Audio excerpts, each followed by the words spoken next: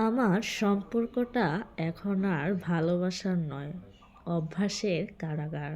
আমি তার পাশে থাকি, কিন্তু তার মনের কাছে পৌঁছাতে পারি না।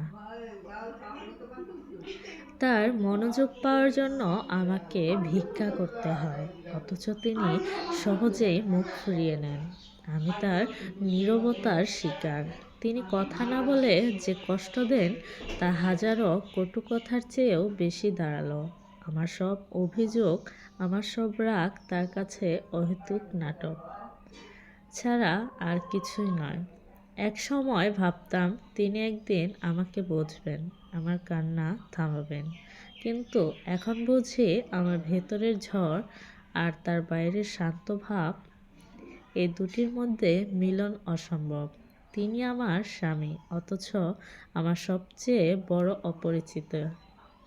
তিনি যখন কথা না বলে রাগ করে থাকেন, তখন আমার মনে হয় এই মানুষটার কাছে আমার গুরুত্ব ঠিক কতটুকু। যদি সামান্যতম গুরুত্ব থাকতো, তবে আমার একটা চোখের জলের দাম তিনি অবশ্যই দিতেন। তিনি হয়তো জানেন না তার এই উপেক্ষা আমাকে তিল তিল করে শেষ করে দিচ্ছে। এই ঘরে, এই সম্পর্কে আমি এখন শুধু একটি ছায়া, যার কোনো স্বর নেই, যার কোনো চাহিদা নেই। কারণ আমার স্বর তিনি শুনতে পান না, আর আমার চাহিদাকে তিনি অবজ্ঞা করেন।